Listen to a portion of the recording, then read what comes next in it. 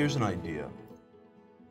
If energy stocks can trade at 30 or 40 or 50 times earnings with oil down, well, if that's true, isn't that positive for everything else out there? If it's valid, if it continues, it would be good for junk bonds.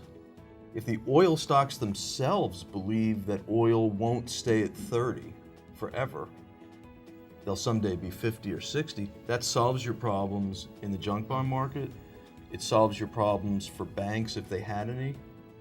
It helps the economy in Texas. All those things we're worried about. You know, Brazil does better, Russia does better. To me, it's pretty positive that energy stocks are acting better.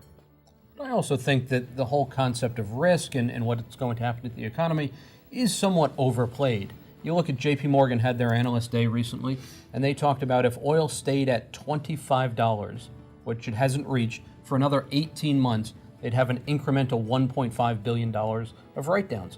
Relative to their balance sheet, that's nothing. And people are panicked over this. The exposures just are not that big this time around relative to 2008, where there really were concerns in the financial structure of the market. There are many investors that are kind of thinking of 2008 as the playbook, which was probably a 30 standard deviation event by way of being extreme. You see people trying to clear stocks and trying to kind of get those real extreme opportunities that define those low points back in 08, 09. And I just think that that's really very, very unrealistic. Yeah, think of it this way. In 08, we had a 1930s type event. The home is the most important asset for Americans, and it was about to get crushed for 3 years. And it just rocked the foundation of America, and we survived it. But now, if you look at discretionary income relative to household debt service, it's at a 3-decade low.